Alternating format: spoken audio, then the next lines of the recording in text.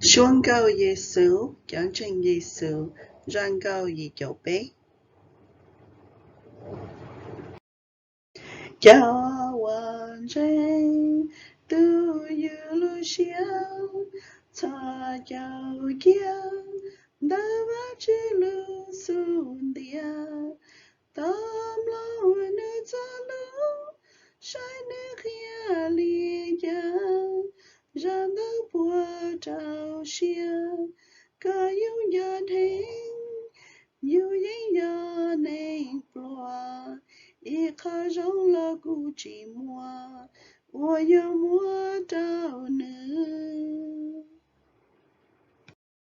Cha hoàn tranh, tha bê lưu xia, cha tì nê, ua phong trâu khó cha nhé, tha bê kia ba chữ, si bê mù khía la, ca la chua tu na, chữ Giêsu ra, cho mô rong đàn cha, mô cha thông plơ hông địa tê, lần ra bê hoa kê.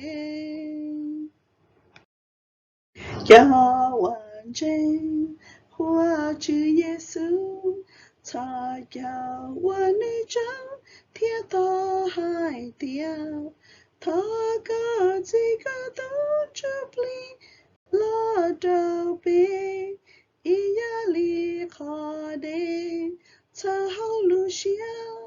bê thiêm long lu khía, bê cho xia tơ ba chỉ chỉ, để thơ mũ ý chí.